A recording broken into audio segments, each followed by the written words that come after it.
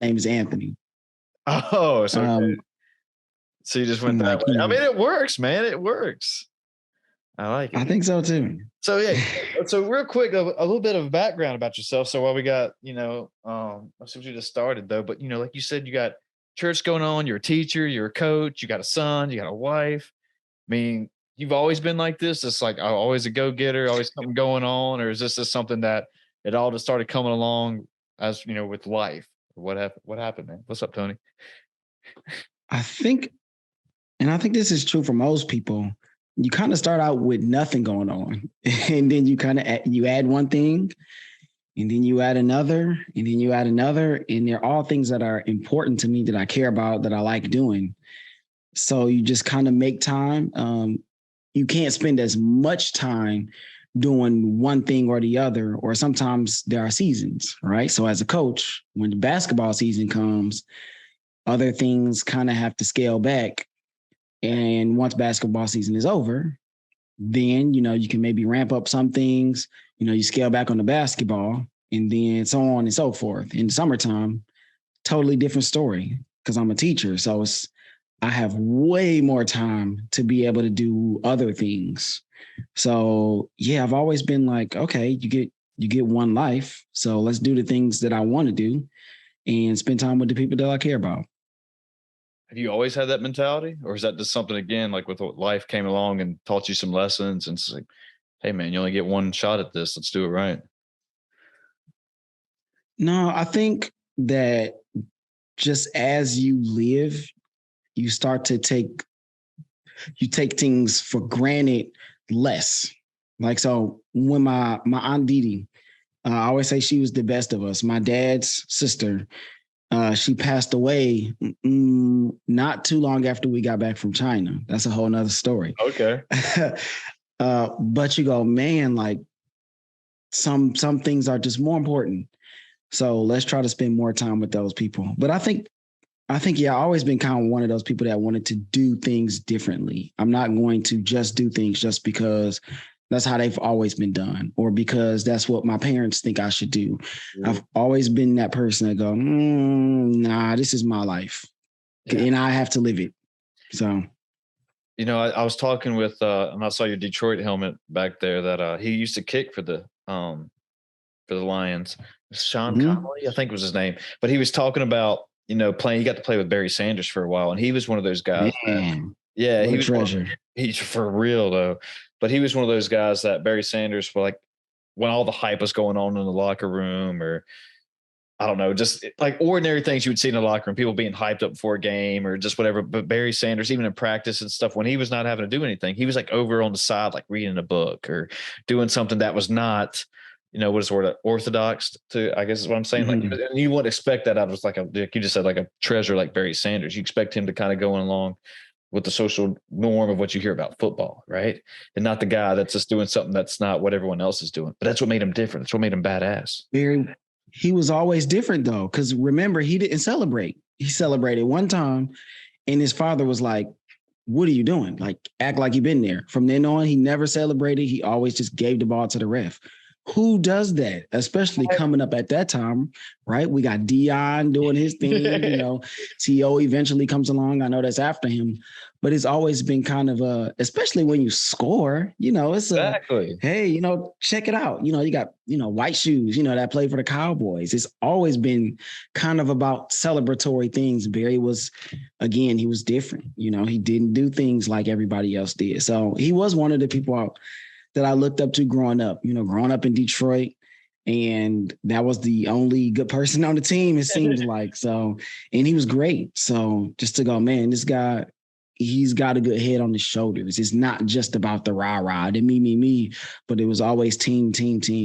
Yeah. And like, do you think that's what, I guess I kind of already know the answer to this question, but just to hear your thoughts on it, that, like people like Barry Sanders, Derek Jeter, Michael Jordan, that's what separates these people. They have a whole different mentality, a whole different outlook on what other people think they have to be doing. Like, and then they have this whole different mentality of like, this is what you need to do to be great. Like Kobe Bryant, you need to be doing like the extra work. You need to be doing like going to the club every night, obviously. And doing what the rest of your teammates are doing. That's what separates the men from the boys, so to speak. That might be a poor way of putting it, but I think that those guys do have distinct personalities that help to shape them, along with probably their upbringing and their experiences, just like everybody. But there has to be something said for taking it in while you're doing it, because like I said earlier, you only get one life. So the thing about Kobe and a lot of people who are immersed in their work, Steve Jobs talked about it as well, like literally on his deathbed, that he wishes that he would have spent more time with the people that matter. He wishes like he would have been able to smell the roses, while the roses were around. And I feel like a lot of those great people will say that too. Like Kobe was all about, Mamba mentality, blah, blah, blah. However, he did take time to be with his daughters and to teach them the game, at least the ones that played. And he did take that time to pour into other people. And he tried to spend as much time with Michael as he could. That's well chronicled.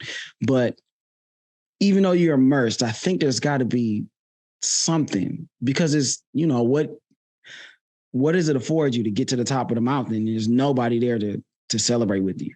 So I think you have to kind of figure out how to balance these different roles. And especially like when you have a family, and if your family is small, once one or two people are gone, it's kind of like, dang, that's half the family. So I think I think we do have to get more out of that mindset of like, hey, just grind away, block everything out. You got to find time to spend time with the people that matter. It's all about the people. People make the difference. Yeah, that's what it's all about, man. And that's one thing, through this life journey or whatever you want to say, that I've been slowly learning. And I know like you, that I know what I read about you came from divorced parents, and so did I. And that, yep. And it was a real, I was 3 years old when my parents got divorced. So it was a different lifestyle for me compared to, people who weren't divorced. And it was just like, I don't know. And I was in a real small town, and like my neighbors were miles, my best friends were miles away from me. And it was hard to maybe figure out like who was important to me, and that we're surrounded by people. Oh, did you cut out on me? Oh, you're back. Okay. Oh, did you freeze? There we go. We're back. Okay, cool. Yeah, it did. Sometimes my internet's been dropping out for whatever reason. But damn, I lost my train of thought. But yeah, like I guess there, like it was trying to build these relationships and figure out along the way like who is important to me, and not just they're important to me just because everyone says they need to be important to me, right? And when I really figured that out was when after I graduated high school, I was like, who am I actually keeping in touch with nowadays compared to trying to keep in touch with everybody. Let's say, for example, if I go outside for a fight, which, I've never been in a fight, but, who's going to have my back, right? Who can I count on to be there? Or even if maybe that's a poor example, but if my car broke down, like how many people do I know I can actually call and they'd come running? When you got to move. That's how you know when you're There you go. There you go. That's a good way to put it. That's when you really find out who wants to get their backs in there. So yeah, for sure. Good point, Tony. But yeah, man. Yeah, I think, I was one of those people, like I liked to have friends and I wanted to have a crew. Like I really wanted that because of the divorced parents, and I kind of grew up moving around so much. My dad's side of the family lived in Connecticut. Even though we were all from Detroit, they found their way that way. And pretty much all of my mom's family lived in Detroit. So early on, we were back and forth between there. I lived in Connecticut maybe, I want to say 2 or 3 times. And then that doesn't even count how many times I moved within the city limits of Detroit and, the suburbs, because there was always like this back and forth. So you don't really grow up with people. Yeah. Like, how people, you grow up in the same town, you never move, you grow up with these same people from kinder all the way through high school, and you really built these bonds. Like, so I never had that. So after I graduated high school, I was always thinking about like, how can I keep people as friends, right? Not like in an unhealthy way, but I like people. I like to be around people. And, when you graduate high school, And then when you get out of college, it's hard to like make friends. There's not really like a common place unless you join some kind of league or some kind of team, or you go to a specific place all the time. So I was always wanting to like have a crew, but I never had that. And so as you continue to grow up, it is different trying to figure out who is important, like you were saying, as we get back to the point, who is important. And then you find yourself, okay, well, who do I spend the most time with? Who do I like spending the most time with? Who's the coolest people? What do we have in common, right? I have a huge family. I have 14 brothers and sisters. Damn. Now, yeah, it's quite messy. I'd say. But one of the relationships that I really appreciate is my sister Asia is 2 years younger than me. And she's always been one of those people that was on top of her stuff. Like I think she went to college before me. Even though like I was a good student, I was smart, I was just like tired of school. I'm like, I'm out of here. I'm not going to college. And people were like, what? You're not going? I'm like, I just need to do something else. Yeah. So my sister Asia went to Prairie View A&M. And, you know, once she graduated, that's when our bond really became way tighter because she was always involved with stuff. She was a dancer in high school. She was popular and she was doing her thing. And then eventually I graduated. And so now I'm out. Like we're not running in the same sphere. But when we both were kind of out in the world with our degrees, and there was a specific time I went to go work in Dallas. I'm in Houston right now. And I'm like, hey, you know, I'm going to be up there, you know, for a couple of weeks. Is it okay if I stay with you? You and I think it was her fiance at the time, who they're married now. He's awesome. Great guy. You know, I don't know if you have any sisters, but you go, well, if there's a guy that I would let date my sister, this would be the guy. Like based on everything that I've known about him and been around him, this guy's straight. So shout out to L. But I go out and I hang with them for a couple of weeks. It might have been like 10 days. And the first night I was there, we literally stayed up to like 2 or 3 o'clock in the morning, even though I had to go to work the next day, because we never really like talked like that. Sure. So it was so different to kind of hear her perspective on the same stories, right? We're in the same house, but she saw things differently. She looked at life differently.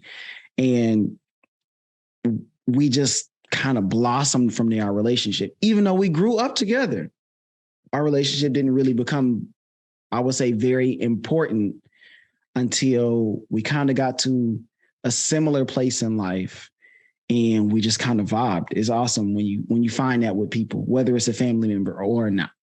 Mm. You're going back a little bit. What was it like? And I don't know how old you are and I don't really care, but well, I mean, I don't mean it like that, but I was just want to know what it's like. What is it like? I didn't mean it like that. Sounded really bad. I didn't mean it like that. I was just wondering, what was it like? I got you. Okay, good. Like, what was it like growing up in Detroit? You know, about a young age. You know, because you hear all these different stories on Detroit, right? You know, like, oh, it's a fallen city and that there's nothing there anymore and it's gotten rough. And so that's kind of what I was going at. Yeah, that's definitely what I was going at. Yep, all those things are true. All those things are still true. It's still rough. It's still difficult to go back and to see. Like there are literally like abandoned buildings, like a hospital, like that size of building where just nobody goes there. It's abandoned. It looks like, my wife described it this way. She said, you know, when there's a war, like the towns have war and people leave, she said it looks like that happened here, but nobody came back. They just left it. Wow. And that was a great description, I believe, because that's what it looks like a lot of places. And so you'd have these homes that were just abandoned and burned up. Some of them burned down to the ground. So empty lot. So you might have house somebody lives in, next to it, abandoned house, next to it, a burned up abandoned house, and then next to it, an empty lot. It's crazy. So yeah, growing up in Detroit, I feel like we were kind of kept from most of it. We did go to schools in I mean, I call them the suburbs, but it was just like Detroit light. Like it wasn't as bad, but it wasn't great. It wasn't great either. We went to Oak Park High School. But again, I was back and forth between Houston and Detroit since middle school. So again, there's this push and pull, but yeah, Detroit it's just like what you hear. It's just like that. And everywhere you can find great people, and everywhere you find some ghettos. So yeah, it's just like what you hear. Was that like seeing those burnt up buildings and just like you said, like it looked like buildings were just left after a war? Was that kind of motivation for you to like, I know you said you've been like to Connecticut and now you're in Houston. Was that kind of like, I don't want to be here anymore? I don't want my son to grow up in this. Yeah, I think yes, 100%. And people ask like, would you go back to live in Detroit? Absolutely not. No way. Why? My mom still lives in Detroit, and we go and we visit her, but that's enough for me. My cousin, he joined the Marines just to get out of Detroit.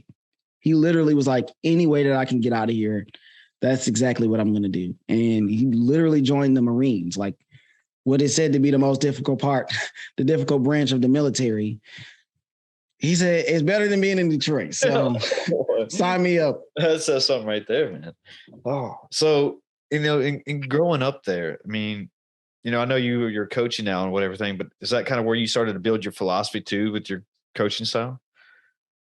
Or is that just came along? My coaching style, I think comes from a couple of different places. Now, being from Detroit, it's all about defense first. Always defense first. I grew up, really my Pistons are like those early 2000s Pistons. So I'm 33. So I was born in 89. So I was right. I didn't watch Isaiah and Joe and all of them, not live. But I remember those early 2000s Pistons just shutting people down. And I love to watch how we could dominate defensively. And then that turns into offense. So with basketball, it is all about defense and playing smart defense. But man, the game is changed over the years. You can't just play defense. Like you really got to have people that can score the basketball. And not just in basketball, but in life, I believe in putting people in the best position for them. Now, if you expand your game, then now we can use you in multiple ways. Sure. But I want people to be in their best position to be successful. So if we got somebody that can handle the ball, obviously we want to put them at point guard, no matter how big or tall or short they are, give them the ball. Like positions don't even really matter to me. Where can you play good basketball? Or where can you be a good person? Where's your skill set the best? Let's use you in that area. And then let's continue to grow and learn how to do other things. And then we can kind of move you around a little bit. But yeah, put people in position to be successful. And I think that you will kind of, you'll be a good coach and a good leader. There you go. Just like what you just said, that it's almost, and I've never coached ball. I've done some strength conditioning for basketball, but other than that, never really coached it. But it seems like in a modern basketball game it's positionless basketball where I was growing up, where, is always the big man was going to be center, power forward, then it just kind of based on height, the point guard was going to be probably the shortest guy on the floor. But now, like, for example, you got, whoever, like, LeBron brings up the ball all the time now, half the time.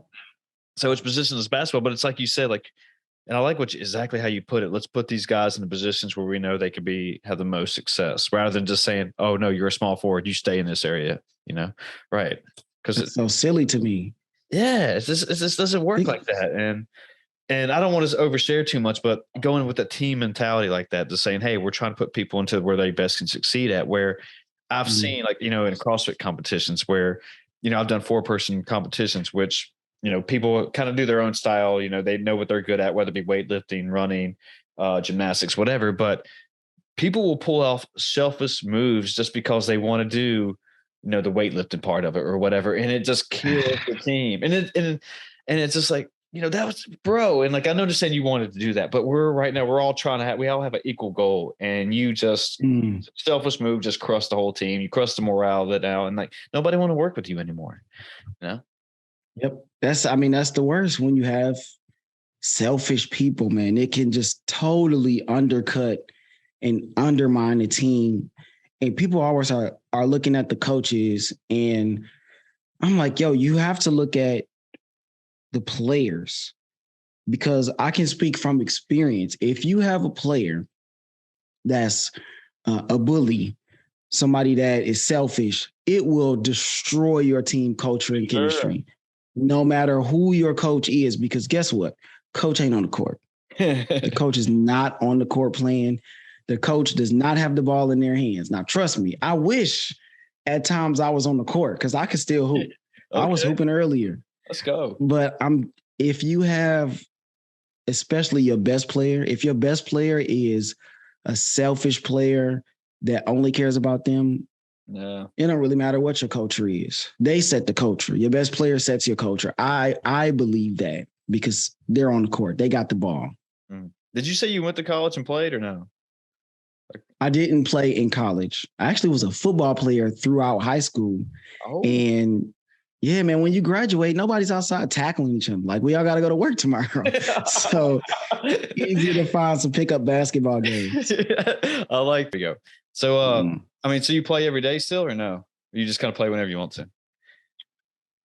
Because I'm in the gym every day, because in Texas, you have a sports class, like it's part of your schedule. So 7th period, we have our 7 classes.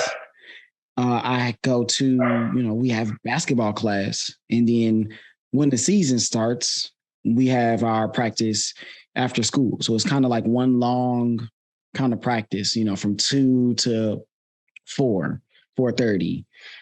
So I get to be in the gym every day, but as a coach, and my head coach, she told me this. She was like, yo, like, you're not a player when you come in here. So, like, don't pick up a ball every time you walk in the gym. And so for me, I'm like, okay, yeah, that's true. That's true. Because I always want to, I want to hold the ball. I want to get a feel. I want to bounce it, get some shots up. Yeah.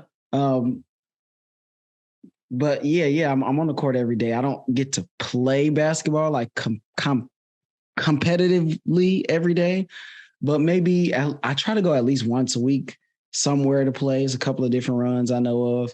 But man, if I could go twice a week, that's perfect. Yeah. I know you said you played football through high school. So in Arian Foster, I heard him say that he doesn't want his kids playing football just because of how the body gets beat up. I mean, what are your thoughts on that? I'm wondering if people are, in soccer, I've learned you can get just as many concussions playing soccer and I didn't realize that, but it makes sense to me with all the headbutts and just how a little bit more physical or how physical it is. But I was wondering if that's something like you thought about as like being a father now, or if it's just kind of like make your own decisions. And I'm not a father, by the way. I'm just getting your thoughts on it. Oh, yes. I think when you love something, man, it's hard to keep you from that, right? So if somebody told me you can't play basketball or you can't podcast, I wouldn't accept it. I will find a way. So if my kid's growing up and he like loves football, he just really wants to play ball, and I do have a son. So I mean, I would try to be cautious with him. I would try to maybe, I don't know, put a tennis racket in his hand or a golf club or a baseball bat. But, if he continues to go back to it, he loves football. I feel like he deserves a chance to play. I could tear an ACL or break a foot out there and I play hard, man. It's Detroit basketball, anything can happen to anyone at any time. So I wouldn't want to hold him back from being able to play a game that he loves.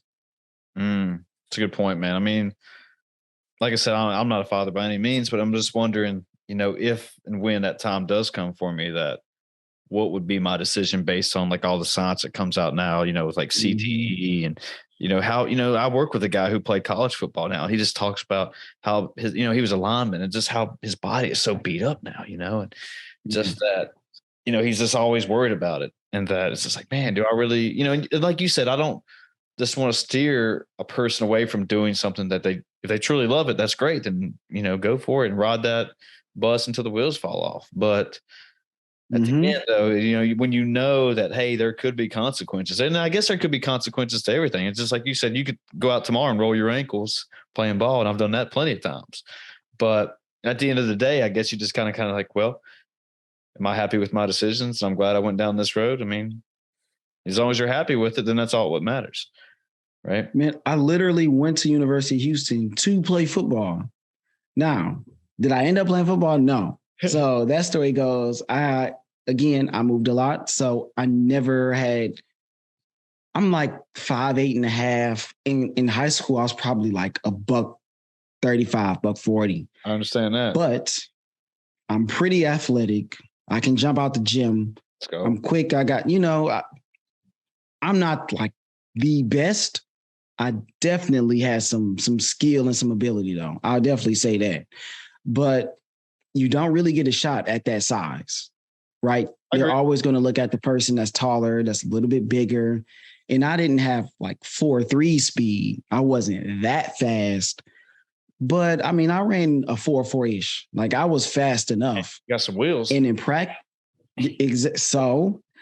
practice, man, I'm telling you, like I was a good enough player. So our running backs coach, Coach Garner, he told me after the season, after everything went down, he was like, man, honestly, like you should keep playing football. If you really want to play football, I feel like you should keep playing because you have the talent to do so. I'm like, man, I held on to that for years. He said, man, you should go to University of Houston and try to walk on. Like, I think you could play there. Now, Coach Garner played at Willow Ridge High School. He played running back when they were winning state championships. You can look this up. This is like in the 70s. This was one of those powerhouse schools. And so for somebody like him, who knows what it looks like to be successful in the sport, to be good, for him to tell me that, I took that as like gold. I'm like, all right, here we go. Yeah. All right, I think I'm good. This guy thinks I'm good too. So I went to University of Houston and I never played because I went to 3 different high schools. So I had to figure out how to get 3 different transcripts into the NCAA clearinghouse, which I had no idea how to do. And one of the places was in Detroit. I'm like, yo, I don't know what to do. So I literally just gave up. Once I couldn't figure that out, I was like, you know what? I guess I'm not playing football. That's my sad football story. Man. Yeah, I mean, I don't know what it's, I never been recruited to play anything or even try to play anything in college, but just some of those processes I've heard that, college athletes are going through. And it might be different now where obviously they're making money off their likeness and everything, but yeah, just to do that, like 3 different transcripts from high school, like 4 years later or whatever, trying to get this, like, I wouldn't even know where to start, right now. I felt lost. I'm like, and my parents aren't really helpful. So I called Michigan. I'm like, hey, I need a transcript. I graduated. No, I was there in 2004, I think. And this was 2010. So like, yeah, we don't have it at the high school. You have to call the administration building and get it from there. I'm like, administration building? What is that?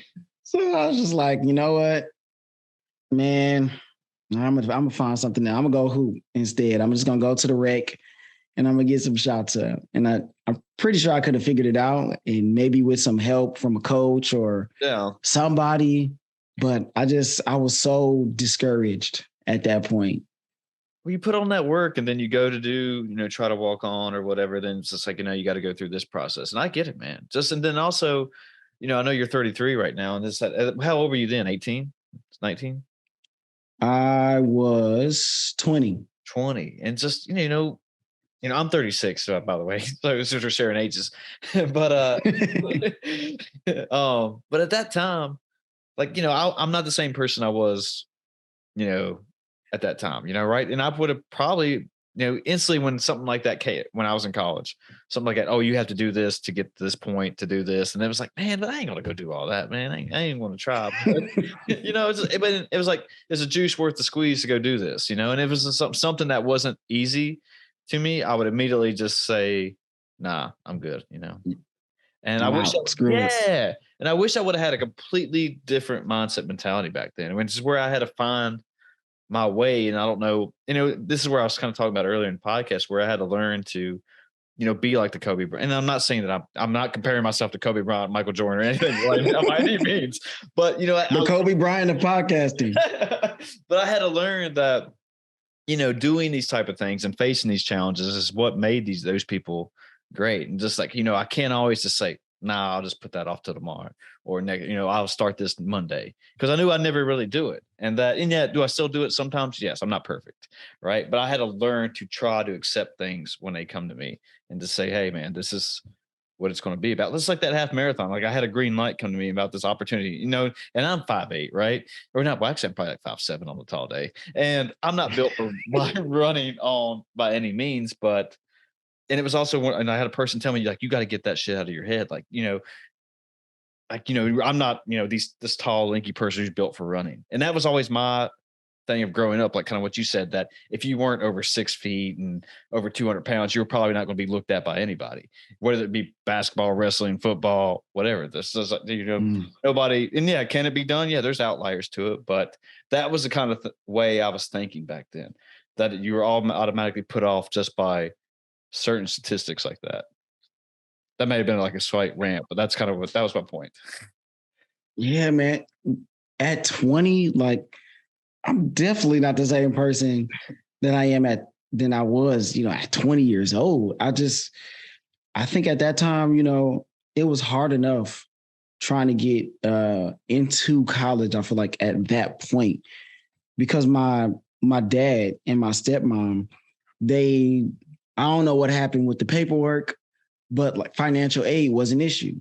And, when you're under, I think it was 24, you can't apply on your own with your own paperwork, your own information. You have to use your parents. And so I'm like, I'm just trying to go to college, and there's so many barriers in the way. So I was able to go for that spring semester, because that's when I first went. And again, over the summer, I'm like, there's a balance here. What's up, Dad? What can we, like, what we gonna do? And he's the one, I'll take care of it. Don't worry about it. Don't worry about it. And it's coming close. Like, it's D-Day, and the week before classes are starting. I'm like, like, what's up? Like, I'm just trying to be in college. I'm trying to do the right thing. And so that money actually got paid, and I was able to stay for one more semester.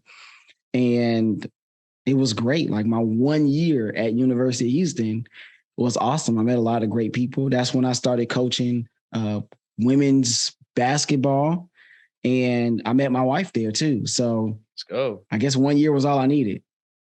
So wait, how did you get into women's basketball? Was that something you just fell into, or what? Well, you still coach women's basketball now? I'm sorry. Yeah. Okay. I had a buddy, and he was the head coach. He was coaching. Okay. And he was like, Tony, I know you hoop a lot. You want to help me coach this team? I'm like, cool. Yeah, for sure. I had a really light workload. So I was all down for being at the gym. And these are grown women. So we're not talking about kids coaching. We're talking about people who want to play basketball and are ready to get people buckets. So I'm like, yeah, for sure. Bet, let's do it. So, I'm drawing up plays, and we winning games. We didn't lose a game until the championship. So that's we get impressive. All the way to the championship, and we did lose the championship. That was tough. I was so upset. But he actually ended up no longer coaching the team halfway through the season because he had too much work to do. So I just became the coach, and I was like, this is pretty cool. Like, we had our warm-ups, we had our drills that we go through, and we run our plays. And these girls was good too. These women were good. I would take for them and hoop against guys, and we'd be running people. So it's always fun when you have good players. And I actually still know and have played with some of those people as early as this past summer in another league. So that's fun. That's what I was going to ask you when you told me about your coaching women's basketball, that it seems like, and I've never watched a lot of women's basketball except just random WNBA games. And it was just because I saw it on there. I was like, oh, why not? But it's almost like I I don't want to say they're trying to prove something because they almost are. And like they almost have a harder mentality compared to men just because they are trying to prove like, hey, we're supposed to be out here hooping like this. And we have something to prove to like, hey, we're just not some pushover that nobody wants to go see or whatever. Right. And that's like the narrative behind it. Like, nobody wants to go watch women's basketball, but some of them's pretty good, you know? The ones I've seen anyway, just like you were saying, like in this, cause some of them with that, even though, they might not be as tall as the guys or whatever, bigger, stronger, but just the mentality, like we're talking about the mindset that they have. It's like, damn, they're going to give me 100% every day, no matter what, man. They're going to get after it. You can say what you want, but some of these ladies out here, they give guys buckets. So a couple of players, I had two ladies, they were both point guards, but I could play them both at the same time. They were that good. They were that skilled. It was Ariel and it was Angie. And they both could shoot, they passed, they were smart players. We had JT, who's a bucket getter, who's also a teacher, who I'm also still good friends with. And Angie and Shelby were roommates. And they had a 2-man game that was crazy. Like they had a pick and roll that was serious. So, man, you can doubt the ladies all you want to, but it's a lot of them that can hoop and that are smarter about basketball than a lot of guys that I've played basketball with because they don't have the athleticism to just run by everybody, especially if they're playing against guys. Oh, my internet might have dropped out again. Be smart. You got to know your angles. You really got to be a student of the game. And one last thing on women's basketball. I have a friend of mine. She played at Duke. Karima Christmas, shout out. We went to high school together for a short time before I moved. And she went on to play Duke. And that's really how I got into watching women's basketball because I just wanted to support my friends. So whenever I could find a game, I would watch. And we're talking about high-level competition. Duke basketball, men's or women's, that's going to be some good basketball that you're watching. So that's how I got into watching women's basketball. And, I tune in here or there and kind of see what's going on. But, yeah, man, it's a different game to watch. It's not like watching men. Sure. But it's its own thing. I think people should, kind of leave it alone. Yeah. Well, I think that just like what you said, it's a different game. And you got to go into it knowing that, not that you're not going to see obviously what, the elite NBA players are putting out. And like, I think if you go in with that, you can understand it better and like have a better sense about it and go into it like, okay, this is what we're getting into now, and I think that's where, I don't know, maybe that's where it falls off. And I'm probably the last person that should be talking about it, but I think that's what people need to do more is just, and not even just with, men's basketball versus women's or men's sports versus women's sports, just with anything in life, just like knowing like, hey, this is kind of what we're getting into. We know it's not going to be X, Y, and Z. And now we don't have to talk negative about it, but we can talk positive about it, because, there's good and bad things to everything. I'm not saying that, but it's just that, let's look at it in a different light rather than just instantly going into like, okay, this is going to be complete trash. Let's just be honest. Let's be truthful. It's not about hurting feelings. It's about, okay, like you just said, knowing what you have. Like, there you go. I try to be that way with my kids in class. I'm like, it's okay. Like, you don't talk at all and you barely do any work. That's where we are. Now, what do we do going forward? How do we either fix it or how do we just kind of tweak things so either at least you can pass and get up out of here, or if you really want to get better, now we can have a different kind of conversation. Like if I know what your goal is, I can help you achieve that goal. Sure. No matter what it is. And so again, if we look at women's basketball for what it is, or football for what it is, or a lot of people bang on the NBA right now because it's soft, there's no defense, there's no team game. Okay, if that's what you're looking for, you're not going to find it in the NBA. You might want to watch college basketball or some EuroLeague stuff. So, like you said, know what you're getting into. If you become a teacher, just know you're going to be working a lot of hours if you don't know how to be organized and figure this thing out. Know it going in, and you can work from there. That's what I wanted to ask you. That touch on your teaching a little bit. And I know, we're only 3 years apart. So what is it like teaching students in a modern world today, based on with everything going on, like a new historical event seems to be going on every other month, and just students seem to be more open about specific issues and wanting their voices heard. And I'm not negating that by any means. I'm just asking, is it because I try to be a PE teacher, and that's what I did in college. Well, I didn't PE teach. I went and got my major in that. And then I did some student teaching or whatever. And it seemed it was one of the easiest things I feel like I'd done. Really, we would just go out there and I would play basketball with the students the whole time. I was like, I'm teaching. Got it. Crushed it. I'm making money doing this. Yeah. I never got a full-time gig, but that was my student teaching experience. Just I would either be sitting with a football coach, just bullshitting with him, and then we're playing ball with the students. I was like, crushed it. I'm a teacher. It's fun. It's fun, honestly, because again, like I know what I'm dealing with. I'm dealing with hormonal teenagers who are trying to figure things out and have their own pressures. I think once you validate that for them, now they'll open up. Now you can get them to do things a lot of the time, not always, because they're still kids and they still sometimes have their own agenda. They just want to hang.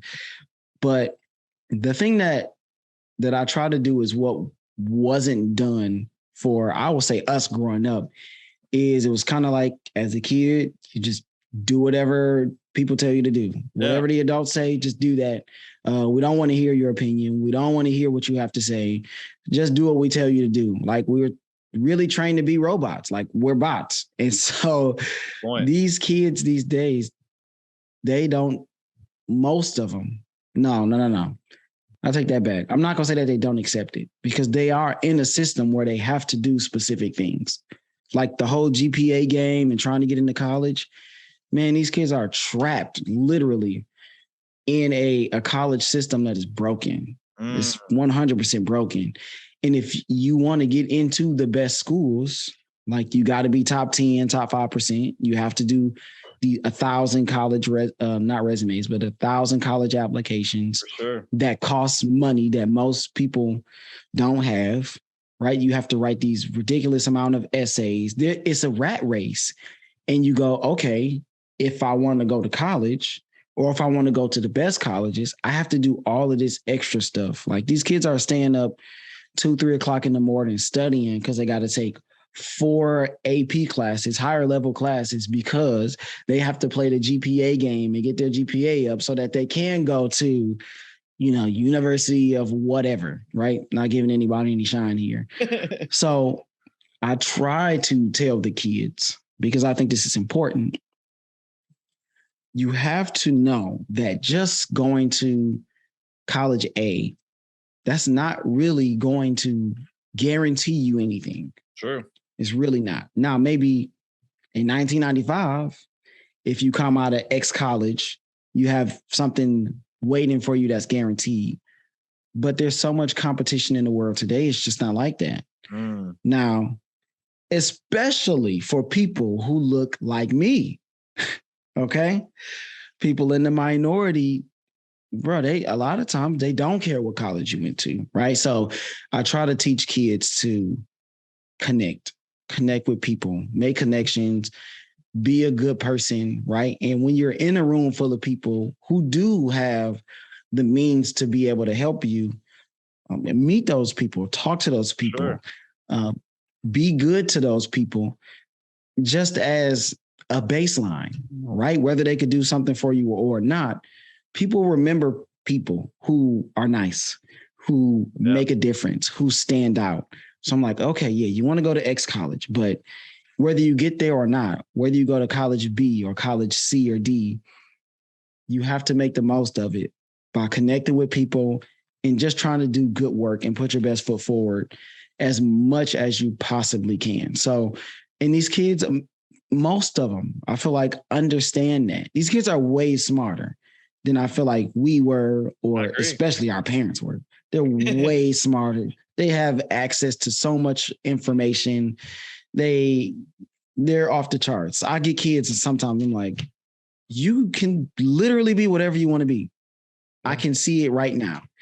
You already are smart. That's baseline. but you know how to connect with people. You know how to lead people. You know how to relate to people. I say you could be the smartest person in the room, but if everybody hates you, it's going to be harder to get stuff done, to be successful. Now, there are people, we'll say Steve Jobs, right? He was difficult to work with, but he was exceptional. If he wasn't exceptional, we never would have heard of Steve Jobs. We never would have heard of him because people would have been like, dude, you got to go. Like, nobody likes being around you. Nobody likes working with you. We don't want you here. You're bad for our culture. Yeah. So I try to teach kids about that part of it because people want to work with people they like. Literally, you go, hey, Tony's cool. I like him. We could teach him the job. Like, whatever it is that we want him to do, we can teach him that part. We like him as a person. We want him around these other people that we have here. That's how it goes. That's really how it goes. So how is it teaching kids now? I think it's fun. It does have its challenges, like stupid phones. People are always on the dang on phones all the time.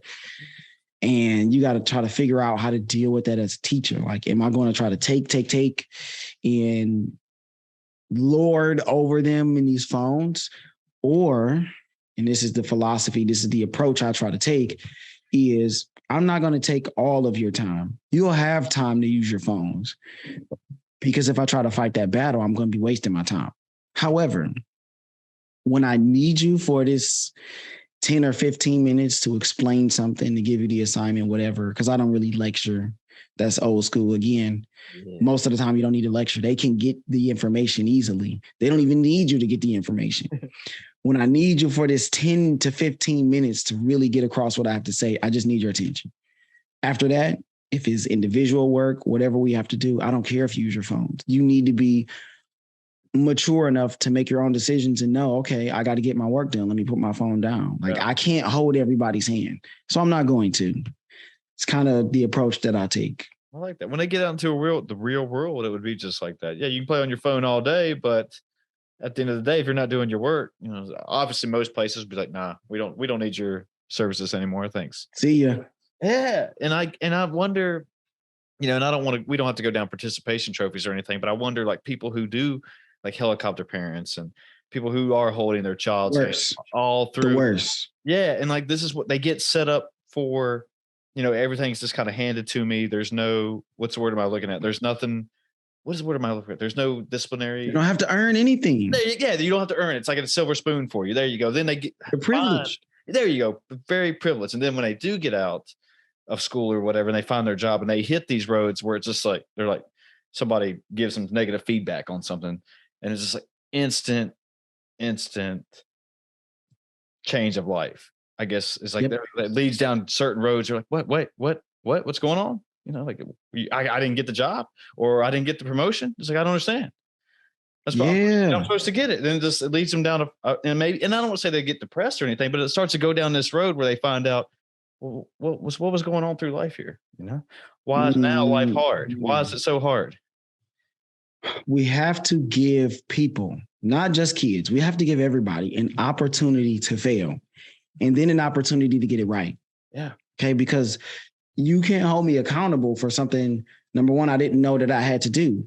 So now once you tell me this is what I have to do, give me a chance to get it right. So with kids, a lot of times in school, people want to mitigate every hazard, every pitfall. They want to make sure they cover it up. They want to make sure that the kid has every opportunity, no matter if they earned it or not, no matter if they deserve it or not, no matter if they screwed it over or not. They want to take out any kind of obstacle that may come into the kid's way. And it is crippling these children because they don't know how to deal with failure. They've never had to, because it's always pass the kid along. What can we do to help little Johnny? What can we do to help little Chris and make sure he passed? I'm like, he shouldn't pass. He didn't do anything. He's going to fail my class. I am not giving him any more work. Why is it fair that little Tony did his work the entire semester, passed, and got his credit, but little Chris did no work the entire semester, but the last week of school, we need to give him an opportunity to pass? No, heck no. Fail your behind and take the class again. Hopefully you learn something. Man, it ticks me off, man. We have to give people, and what better time to learn how to fail than in high school? True.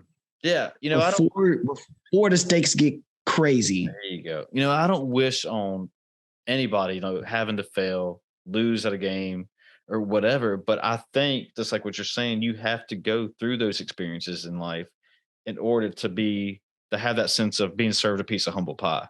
Like we were talking about these medals or whatever up here, which, like I've done well for myself, and that's because I put into work. But, like last weekend, for example, I did a team CrossFit one. We got 6th out of 15, which is good. But, like knowing that I didn't get top 5 or top 3, whatever you want to say, that's like, all right, I want to keep working, and that's what motivates me, that, okay, there's not handed out medals here just because, well, and they are in some areas, but, where they're not doing that. So it's like, that's a motivation factor for me. It's just like, hey, I want one of those medals. What do I got to do to be up there? I'm just not going to be handed one just because, I ran to the driveway and back. Right. So it doesn't work like that, and I don't, like I said, I don't wish those bad experiences on anybody, but you have to have those, I think, in order to find out what type of person you really are going to be in life. I think there's a time and place for participation trophies.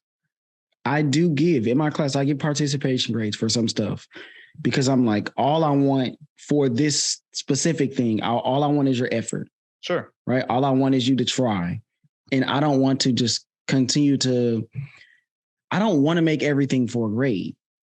Right. Sure. Sometimes I just want to go, hey, let's try something. Let's do this. But a lot of times they go, if it's not for a grade, there's no buy-in. People don't care. So again, as a teacher, I got to kind of work with what I have. So I'm like, all right, hey, everybody gets 100. Cool. But in exchange for your participation, your effort, your creativity, your engagement, that's what I want. And they go, that's it. That's it. That's all I want. If you try, and we can all tell if you're trying, then you're good. And so most of the time, I can get what I'm asking for. But when it's showtime, when it's test time, I'm a speech teacher. So there's a lot of presentations. Yeah. When it's time to present, either you got it or you don't. There ain't no hiding. There's no cheating. There's nothing that you can do if you haven't prepared, if you haven't practiced. You get up there, you're going to suck. And your grade's going in the tank. I'm sorry. But we put everything in place so that they can be successful. If they don't take advantage of that, again, we got to fail to learn the most valuable lessons. And I think also talking about failure, those are the things that connect us more with other people. Like when you start talking about divorce, when you start talking about things like depression or anxiety, or you start talking about cancer, breaking a bone, losing, those are the things people really connect over. Right. When you go, man, I've been through that because those things hurt. And so to know that somebody else has hurt like you have, you go, okay, this person, they get it. Like they can relate. Anybody could play video games and go, that's cool. Or, hey, yeah, we both like to bowl. Like that only gets you so far. When you understand, when you go, oh, they're married. Oh, okay. They understand what it's like to be married and have to have those hard conversations, or to maybe go through something like a miscarriage or a parent passing, like all of these hard things in life. Those are the things that really connect people, because for whatever reason, however we're wired as human beings, the difficult things connect us way more than the positive things. So we got to go through them. We got to have them. I like that, Tony. I like that, man. Do you see yourself teaching for a while? Or is this something that you like, hey, I got bigger things I want to move on to? I mean, you're a very enlightening guy, man. I mean, I'm loving what you're putting down. I think that I'm a teacher no matter what. Yeah. I'm a teacher wherever I am, whether it's on my podcast, whether I'm coaching people at church, or coaching people in the classroom, or coaching people on the court.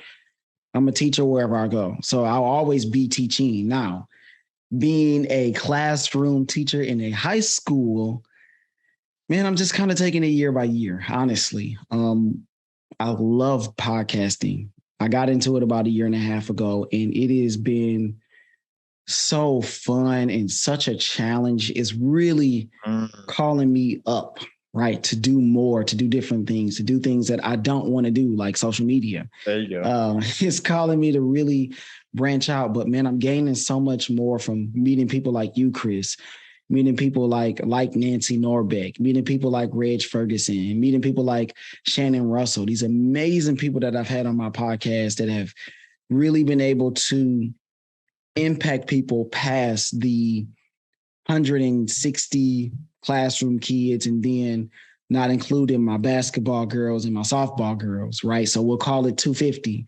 right? Even past that, now I can impact people really throughout the world by these different podcasts and these different people that I have on. So I'll still be a teacher. And as that continues to grow, I'll have to eventually make a decision where, am I going to podcast full time and give up the classroom? One day, I believe that will happen, but that day is not today. So I'll continue to teach until that time comes. At least that's how I feel right now. If you would ask me this 2 years ago, oh yeah, I'll be teaching for the next 10, 15, 20, however many years. But man, things in life change, man. We go into different phases of life. I never would have thought that I would be thinking about not teaching and not being a coach, girls basketball in high school. But those are things that I have to consider. Like along with podcasting, I have a wife and I have a son that's going to continue to grow and get older.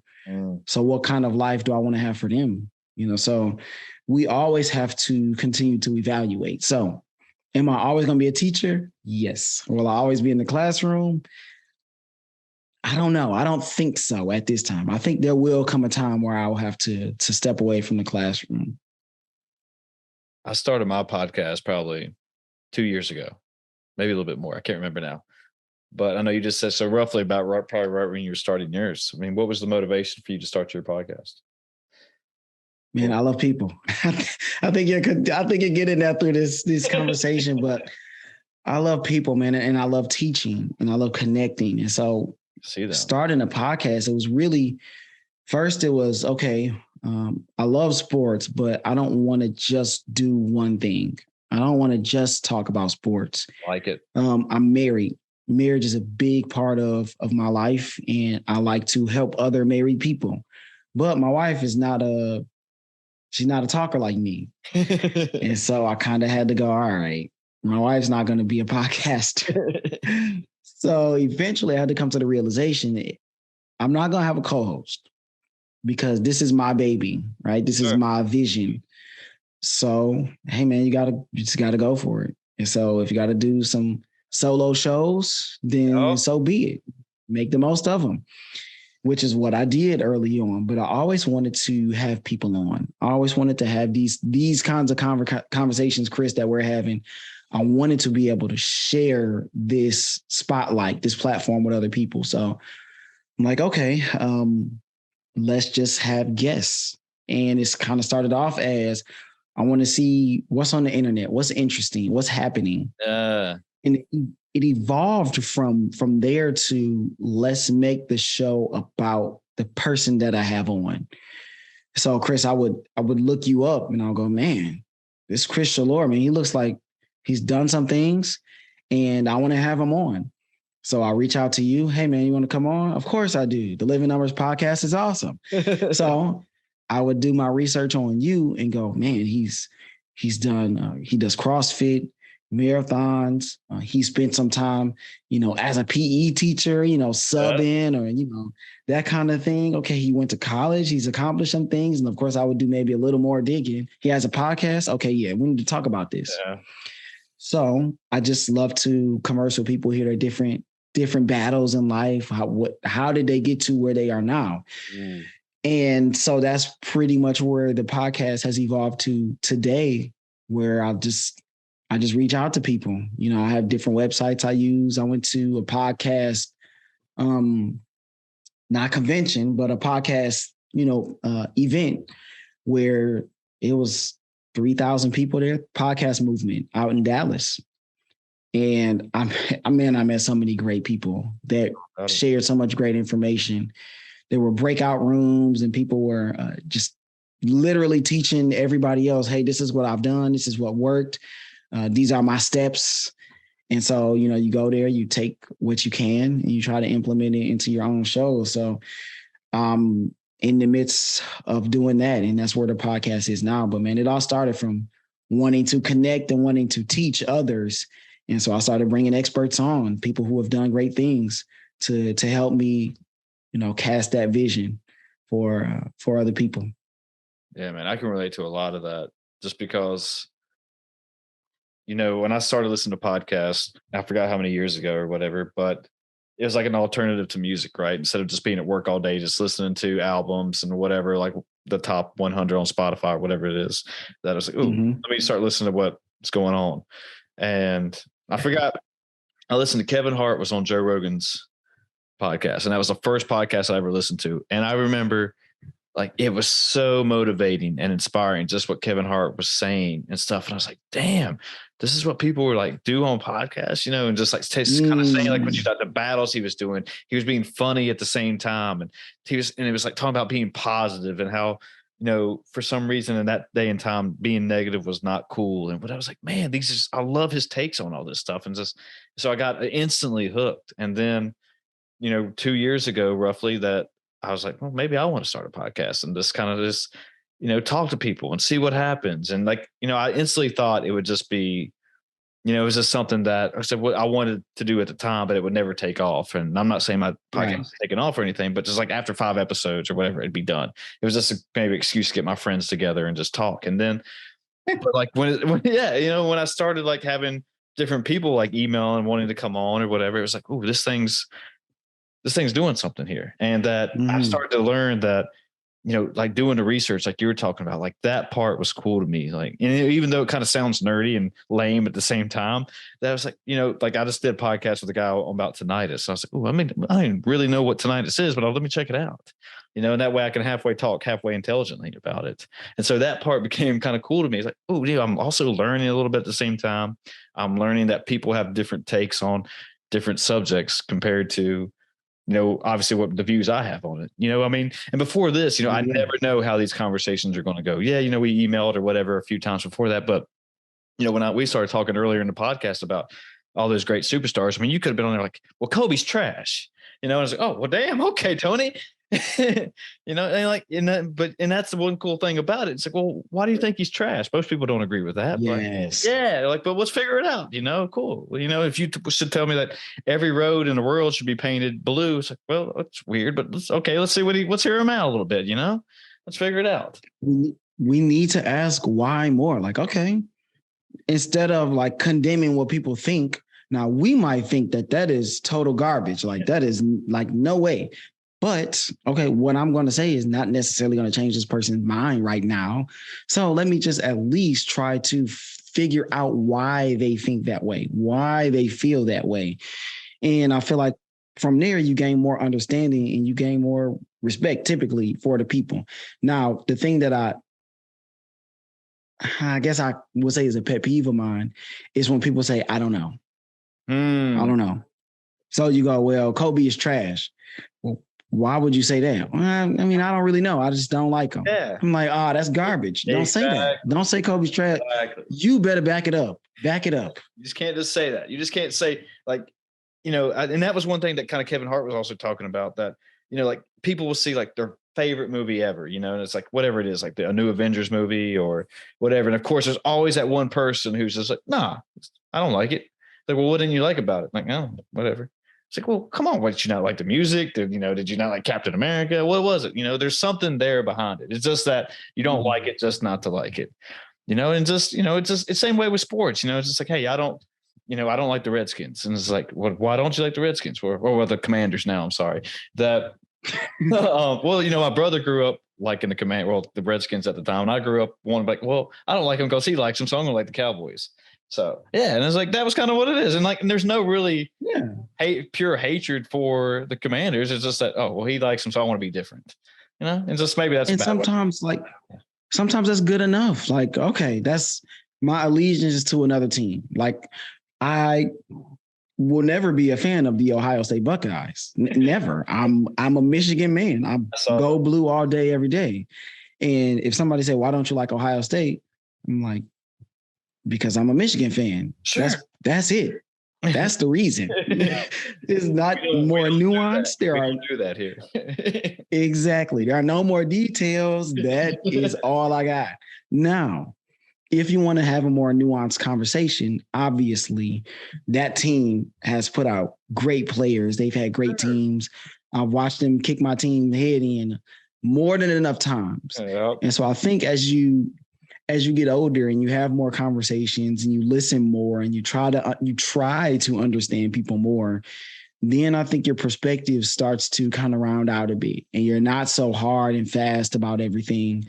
Not everything is hard line. Man, when I was younger, oh man, it was just about arguing my point. I felt like I was right. I think a lot of guys are like that. You go, no way, no. LeBron is the best, and let me tell you why. Yep. And there is no argument against it because, like you, I'll go do my research. I'll have my numbers. I'll talk about leadership. I'll talk about team. So in my mind, I feel like I have made the most compelling argument. There is no more arguing. Sure. The argument is over. But I mean, that's such a stubborn way to be. And I think people just have to grow out of that. Hopefully they grow out of it and they figure out that that's not how things work. But yeah, man, you gotta round your perspective out. And it's all right, if that person likes X or Y, cool. Like at the end of the day, it doesn't make a difference to me. It doesn't hurt me. It doesn't change my life. So why do I need to like go after people about things like that? It's most of the time it's just unnecessary. No, I get it. Most people want to be right, and obviously you get the loyalty behind your teams or whatever. But just like what you just said with Michigan versus Ohio State analogy, that I give more respect to people who. Oh, did you freeze up on me again for a second? Oh, they were back. Okay. Sorry, man. I gotta get my internet checked. But yeah, going back. Okay, what did I say? Yeah, so that whole conversation, like the analogy you just said with Ohio State and Michigan, that when people start.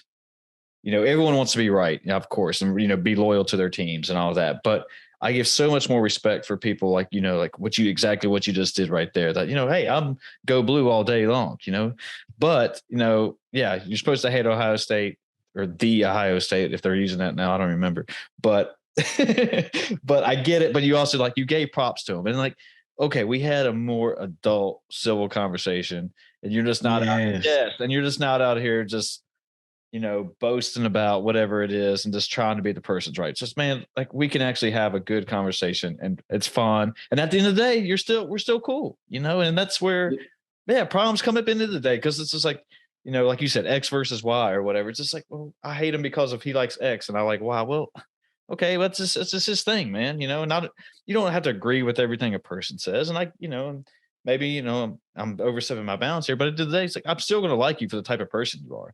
Even if I'm Ohio State and I'm not a Ohio State fan, even if I'm a Ohio State fan, you're Michigan, and we're good, good friends. I mean, cool, man. That's cool. I get it. That's your thing. That's my thing. We took two completely different life paths, and that was just where your life path took you. This is where mine took me. And at the end of the day, we can still hang out and chill, and have fun little jokes and all that good stuff. But yeah, I mean, right. And you don't want to just. If I learned, Chris, that you are an Ohio State fan, I'm not going to go in the car like, oh, nope, please do not put this podcast out. I am not for it. We have things that we don't have in common. There are things that we differ from other people with. And so I wouldn't throw away an entire relationship for one thing or two things, even five things, okay, that I don't like about you or things that I differ in opinion from you, right? So as long as, people are not being hurt. So if you go, well, I just like to beat people up, wherever I go, man, it's just something I like to do. Obviously we can't be friends. There are some deal breakers here. But we'll take, okay, this is a hot one. We'll take marijuana, for example, right? Some people like to smoke weed. Sure. Okay, cool. I don't smoke. I never have, and I never will. But all right, if you smoke, then as long as it's not interfering with what we're trying to do, right? As long as you don't smell like weed when you come around or you smoke around me, because that's not something that I would like.